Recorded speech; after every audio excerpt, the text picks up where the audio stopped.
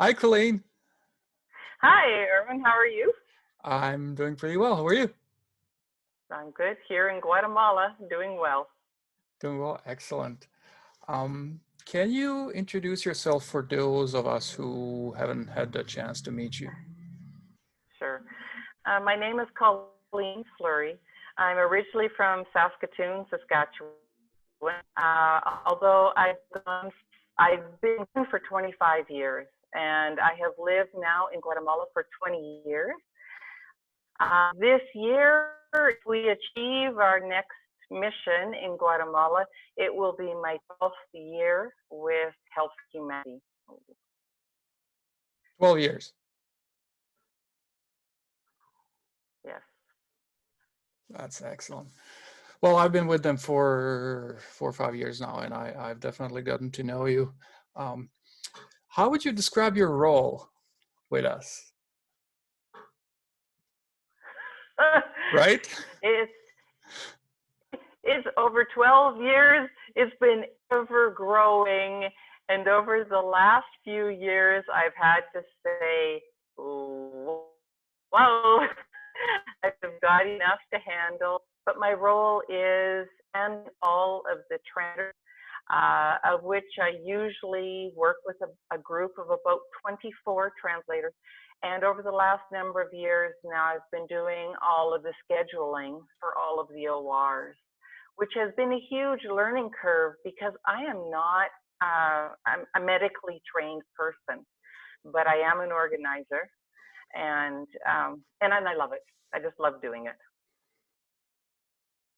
Excellent. Well, I know that's sort of how I would describe it too, because I know you do a lot. Let's put it that way. You're one of the few people that we have there that we can rely on absolutely everything for.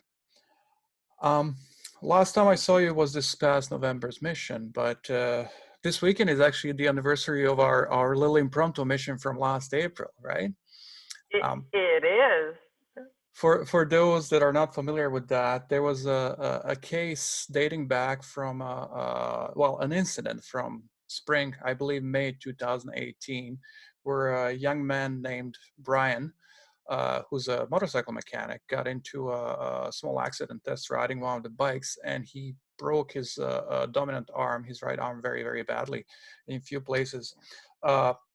His arm was fixed. I think that summer or fall, whenever it was, but it wasn't fixed adequately. And we briefly saw him in November of 2018, after which, sometimes in early 2019, his situation got worse. The wound got affected, the plates got infected.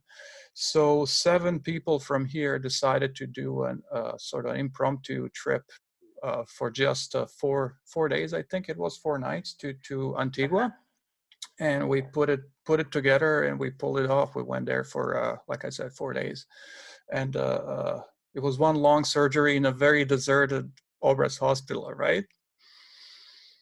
And you were part of that. How is Brian doing? Do you know? Mm-hmm.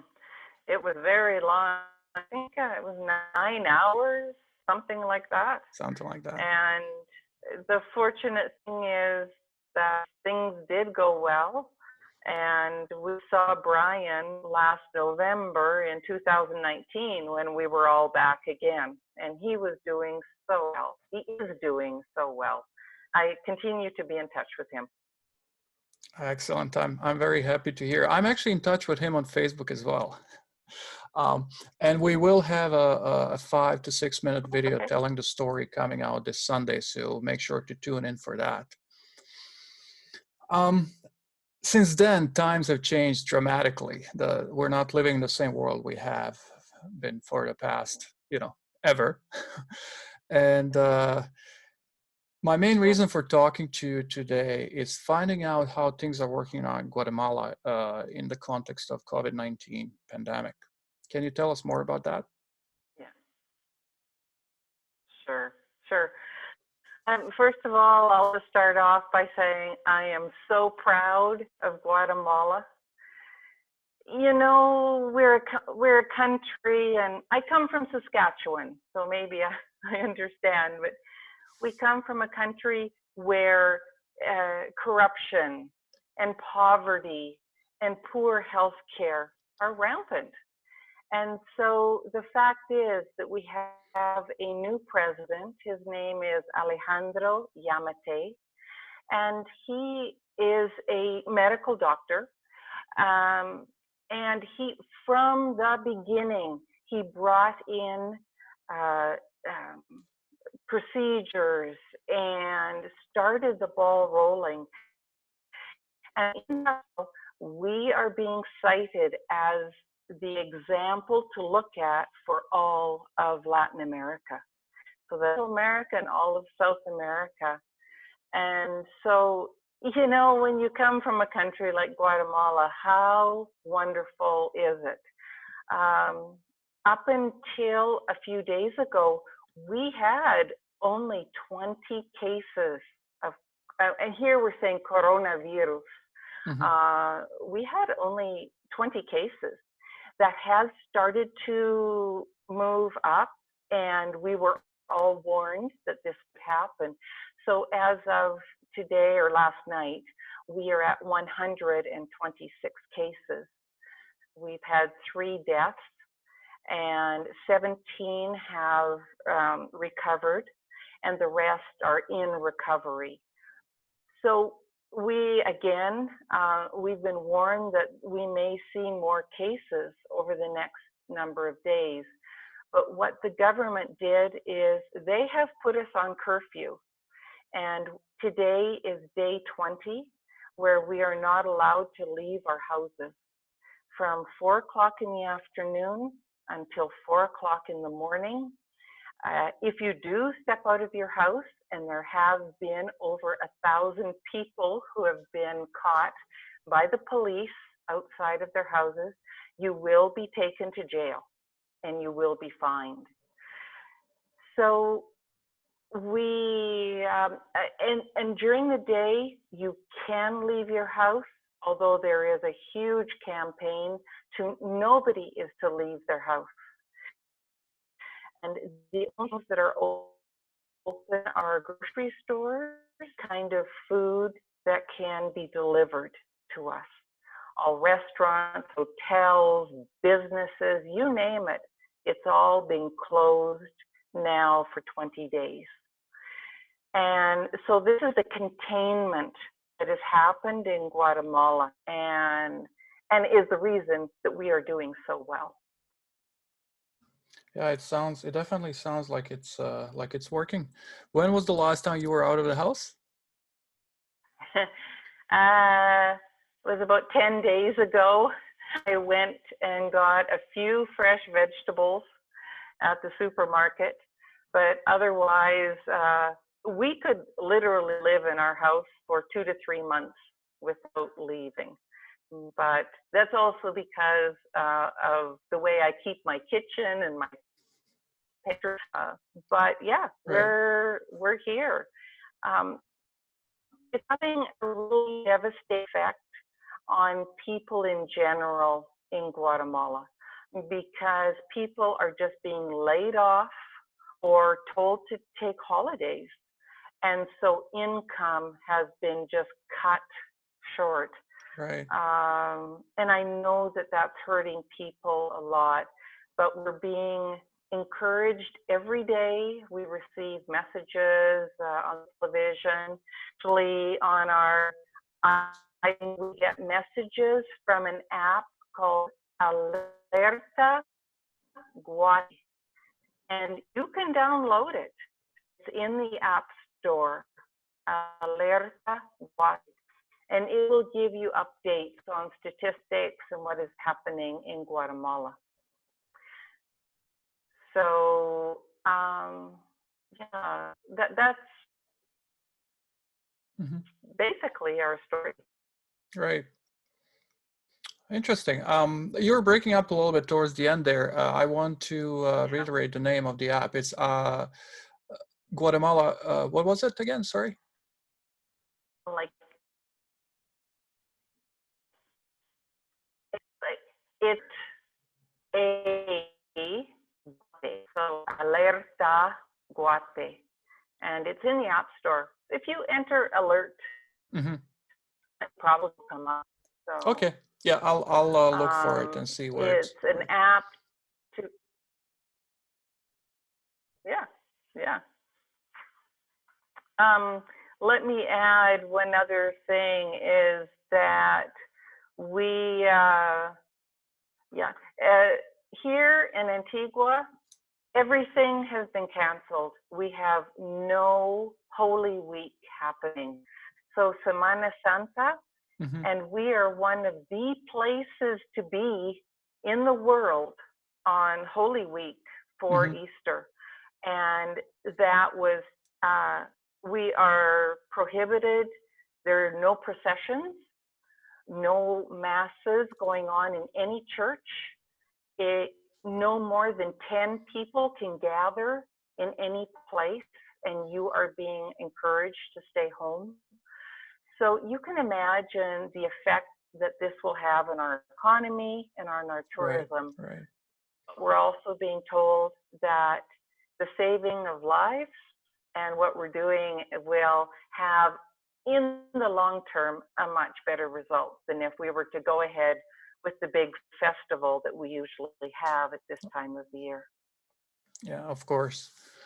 What are there any measures in place by the government when it comes to economy? Like in the West, of course, you see in Canada, for example, there are EI as well as emergency funding benefits for the self-employed, and it's sort of across the board. The government is really stepping up that way, and other countries are similar, but that's in the West. How is it in Guatemala? Yeah, yeah. A few days ago, the Congress did approve a multi-million dollar package that will be funneled towards small and medium-sized business. And they are delivering food boxes to the very poor of Guatemala. And those people are being identified by their very low consumption of electricity. So if you consume just a little bit of electricity, the government is contacting those people, and military people are delivering boxes that are full of beans and rice and sugar. I don't know what else is in there. Right, right. But people, there's also a monetary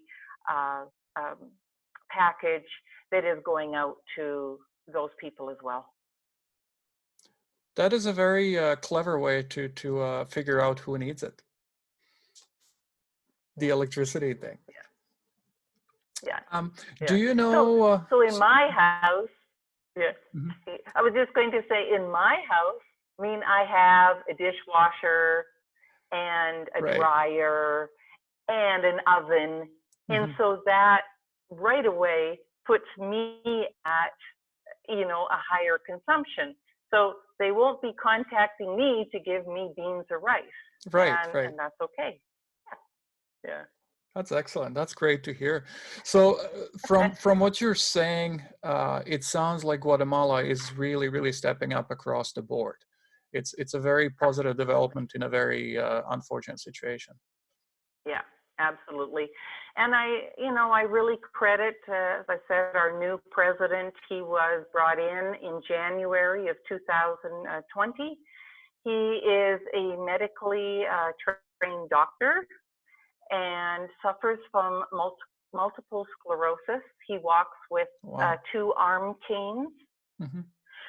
So from where he comes from, immediately he started using Italy, France, and other countries as an example, and we were taken way ahead of the curve. Yeah. Excellent. Very, very happy to hear that. And last but not least, do you have any news about anybody from Obras Hospital? Do you know anything about what's going on there? Yeah, I have not been there because I just haven't been out of the house, but I do know that months ago, all of the surgical missions first of all, groups that canceled. And then there were groups who could not make it into Guatemala because all of the international flights were canceled into Guatemala. Right.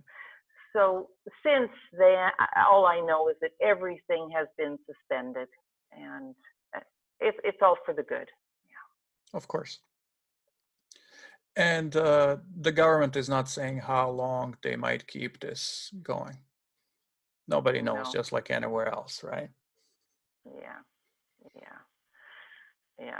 I mean, we all hear what's happened in China in 11 weeks of being locked down, and we're at 20 days, so we might have a little while longer to enjoy everybody in our homes. Well, I'm sure. One personal note.